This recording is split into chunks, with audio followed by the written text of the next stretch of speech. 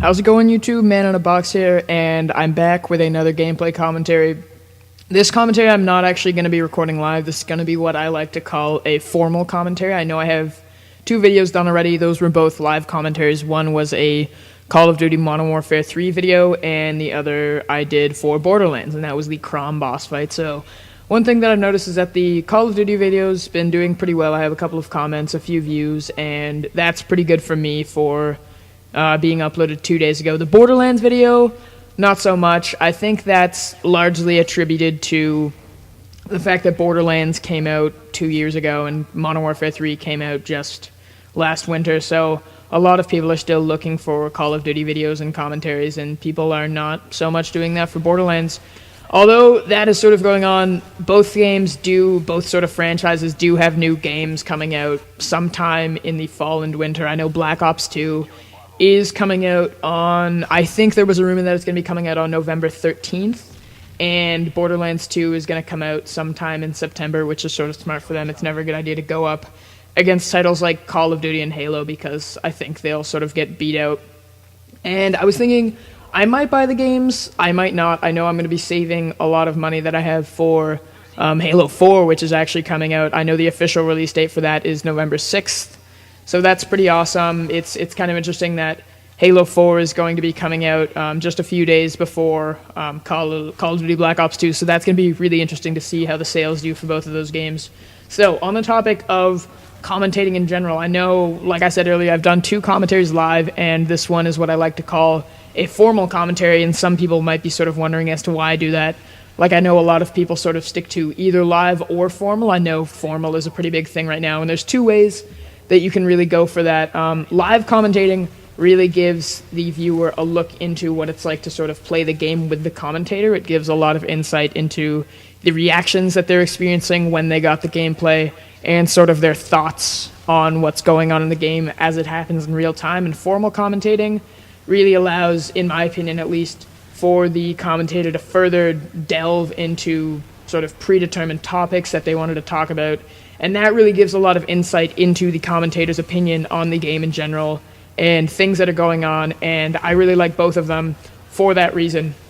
Now, a lot of you might be wondering from my previous videos what setup I'm using. So in terms of video, the gameplay that you're watching right now, I should actually make a couple of comments on the gameplay. I'm playing Domination, if you guys haven't already guessed, on Resistance. I actually get a decent gameplay here. I think I get a couple of Reaper drones, a few attack helicopters, and a few Predators. And I'm using the PP90 M1 silenced rapid fire, obviously the two attachments, proficiency, and I have the Predator, attack chopper, Reaper, Stinger as my secondary, and I have Sleight of Hand Pro, Assassin Pro, and Sitrep as my perks. And I think in future videos I'm going to sort of talk about the benefits of that and why I picked those.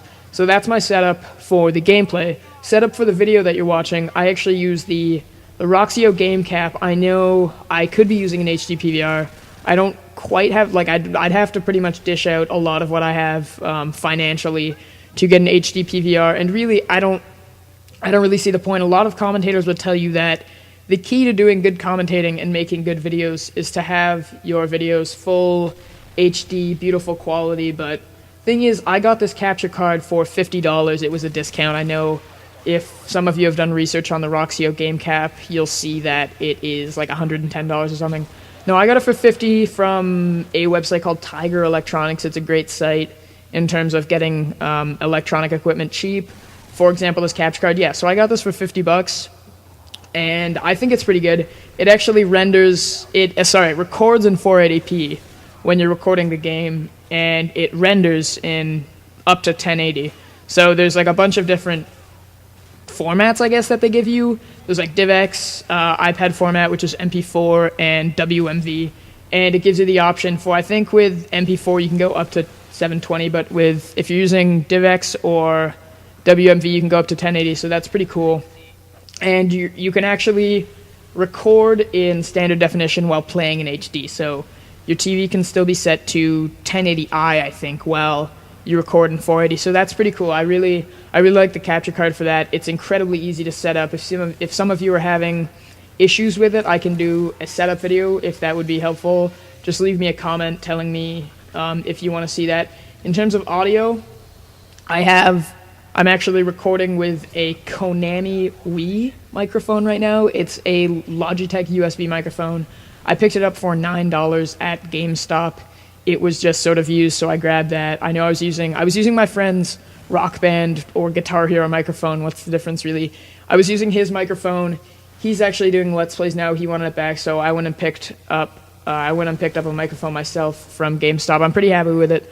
The quality is pretty good, and I did a couple things to enhance the quality. One of those things is I put a homemade pop filter in front of it, so that's just sort of a nylon sock stretched over a wire base.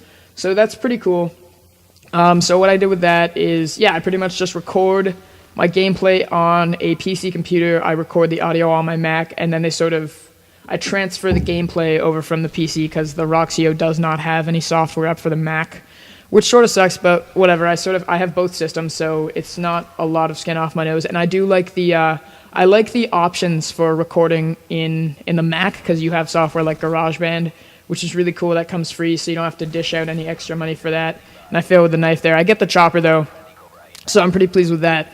And so I do it all in iMovie. That's sort of the software that I use to bring it all together and add the intro and export it. And for my intro, I actually do the intro in Cinema 4D. I have a lot of editing software. I have like Cinema 4D, After Effects, and like Photoshop, all that stuff. I actually use iMovie because it's a lot easier to get the gameplay just in and exported. And I know with After Effects, like the render time kills me with After Effects. I can't imagine rendering a 10-minute video. It is like the quality is better, but honestly, I remember I rendered a montage a little while ago, a Halo 3 montage, and the final file size was like 27 gigabytes. Like, no, I don't want that. iMovie really, it gets the job done. It's easy. I don't really see why you would use any sort of better, more advanced software when it just stresses me out, honestly. So that's my setup video. Leave a comment on the video if you want to see a visual for everything that I'm talking about. I can definitely do that. I do own a video camera, so that's no problem for me. And honestly, just leave me a comment. If you like the video, please leave a like. It really helps me out. It takes 2 seconds for you guys. It's free. And if you like my videos, if you like my commentary, click the yellow button and subscribe. And that would really help me out as well. So I think a few of you, in the last minute and a half of this commentary, it might be worth talking about my name that I've chosen for commentating. So when I sort of decided that it might be a fun, cool idea to start doing Call of Duty and gaming commentaries, I was like, man, I need a cool name. My Xbox Live gamer tag is Lemon Sherpa. Now, I know my brother picked that when I got my Xbox for Christmas, and I was like, what the heck? I'm 13 years old, it doesn't matter to me. So we picked that.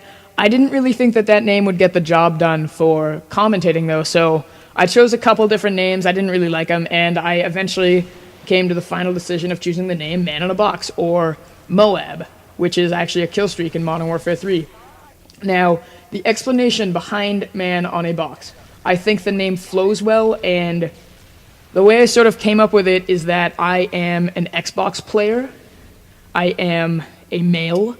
So what I sort of did is Man on Xbox and took out the X. So we got final product Man on a Box, and that's sort of the explanation behind my name. I sort of like it. I think it's kind of a cool name. Some of you may disagree, and you'll see this gameplay's coming to an end right now. I go 34-8, so that's pretty good.